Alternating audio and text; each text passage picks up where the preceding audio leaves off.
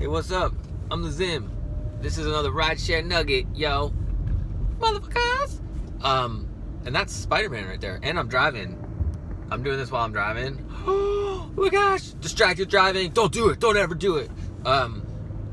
So, I'm in LA right now, making my way to my friend's house, and then eventually back to my house in San Diego. But I wanted to talk to you a little bit about when to use or not to use, when to deny and how to cancel shared rides or Uber pool rides. So first, let me tell you about how to cancel. So when I first started driving, I was kind of confused about how to cancel rides that were added on to my trip. And I didn't know it for a long time. And so what you have to do, so let me break it down if I can for you. So you have to visualize this. We're on the Lyft app. When you get a second ride added or multiple rides added, there's little boxes down on the bottom of the map of each person.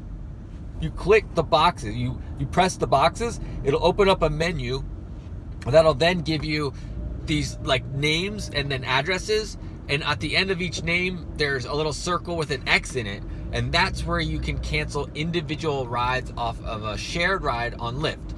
So if you don't want to take that second ride or third ride, wherever, you do that process and cancel it. With Uber, similar process. You get added the ride. You can't see anything, so you have to go on the bottom of the app. On the bottom there's like a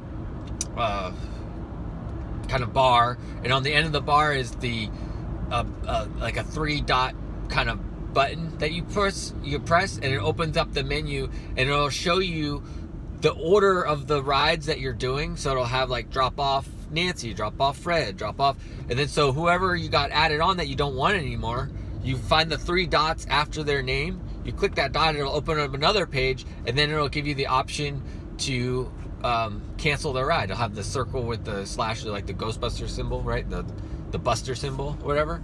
So that's how you can cancel rides that you were added onto your trip. So now I want to talk about why would you want to do that?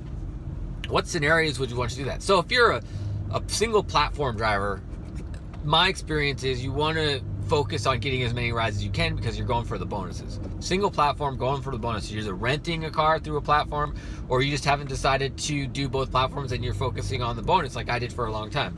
I was like all about getting the Lyft bonus. That's the way I did it for a long time. So, you don't really want to cancel, pool rides and shared rides are your friend. You love them. No matter what anybody else says, they say, they're taking advantage of us, blah, blah, blah, blah, blah, all that stuff.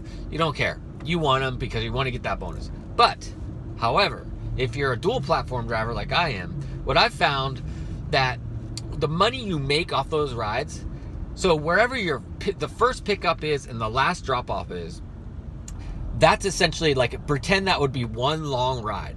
It's like, if it was one ride that did that, you'd make roughly the same amount of money if it was one person or multiple people based on where your first pickup was or your last pickup. So a scenario that I found that I like to use nowadays for not accepting a secondary add-on ride is if the first passenger that I gets in the car and it's clear that their ride is going to be significant. It's going to be like a $20 ride. It's going to be like a significant distance. Then I will just gamble on the fact that whoever I got assigned after that, will be within that route. So what you want is you want rides when they're pool rides and they're shared rides. You want them to extend the route. You want them, because that's where you make the money. You want them to extend the route. But if they're within the route already, like that first person you picked up is pretty long, and the next person you pick up is within that route, you're not making any extra money. You're just picking up that person, getting back on route, dropping them off, and you're not really making any extra money. You're already making your money off of the total distance. So if I get my first passenger is a long ride and I get a secondary ride added, I will cancel them and just continue on with the first ride. That makes sense? I hope that makes sense. Anyways, if you have any questions about it, feel free to hit me up in the comments. And then, I would love it if you checked out my full show. It's called My Rideshare Experience. right here on my YouTube channel. I post it once a week and it's about 20 to 30 minutes long, and it goes into how much I made, questions from you when you post comments, and when you send me messages and you have questions, then I pick a couple of them and use them for the show. And then I usually talk about something that came up for me within that week of rideshare driving. Like, there's always something new happening, something different happening.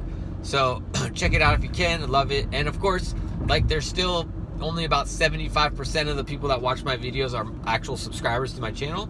So I'd love it if you consider subscribing to the channel. You can do it. There's a pop-up on the screen, and there's also on the page below the red letters that say subscribe. Click it. All right, thanks for watching. Until next time, be excellent to each other. Hope your rides are long, because long rides are where the money's at, and your tips are fat, because we need the tips to make the job sustainable, especially if you're a full-time driver like I am. Peace.